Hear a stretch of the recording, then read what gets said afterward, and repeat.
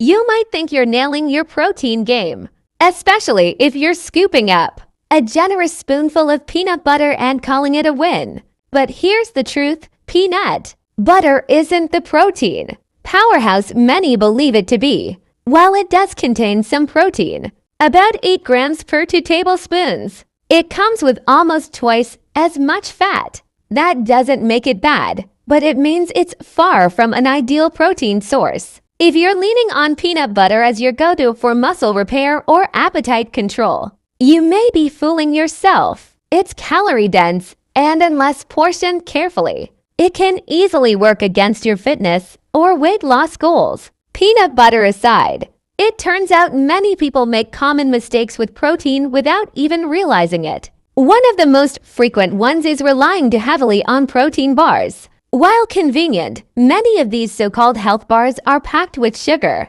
artificial sweeteners, and synthetic ingredients. A quick glance at the label might reveal more in common with a candy bar than a balanced meal. They may help curb hunger in the short term, but the long-term nutritional value often just isn't there. You might be better off grabbing a boiled egg or a small serving of Greek yogurt, foods that provide high-quality protein without the additives and hidden sugars. Another big miss in the protein department is completely overlooking plant-based sources. Many people still believe that meat is the only real protein, but that couldn't be further from the truth. Lentils, chickpeas, black beans, quinoa, edamame, tofu, these are all excellent sources of protein, many of which are also rich in fiber, vitamins, and minerals. Incorporating plant-based proteins isn't just for vegans or vegetarians. Even meat eaters can benefit by reducing red meat consumption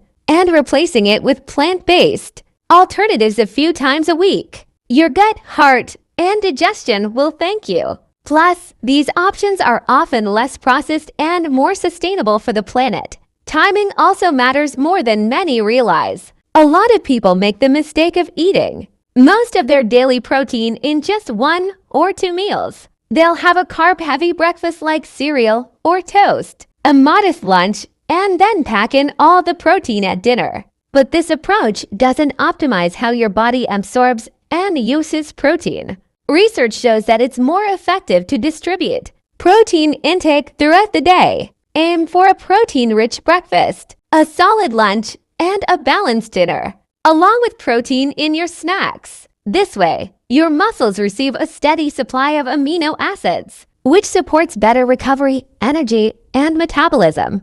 Then there's the post-workout mistake. You might put your body through an intense workout and then delay or skip your recovery meal altogether.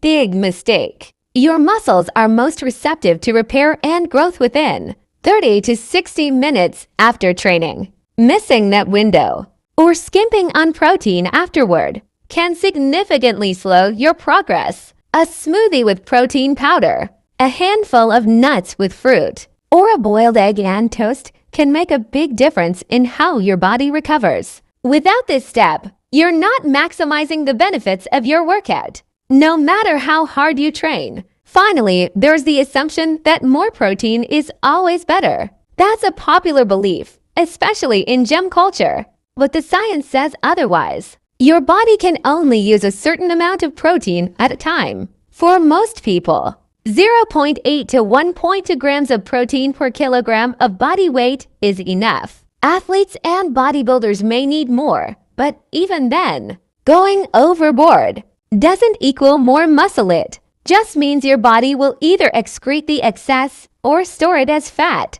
Excess protein can also put stress on the kidneys over time, especially when paired with a lack of hydration or pre-existing conditions. It's easy to fall into the trap of more is better, or assume that popular foods like peanut butter and protein bars are all you need. But real progress comes from understanding how protein works in your body, what sources are best, when to eat it, and how much you actually need. By spreading your intake throughout the day, choosing nutrient-dense sources, and not skipping that post-workout meal, you'll be setting your body up for better performance, recovery, and long-term health. Protein isn't just about muscle. It plays a vital role in immunity, hormones, and metabolism. So don't just count grams, think about quality, timing, and variety. Because in the end, getting your protein right is less about hype and more about balance.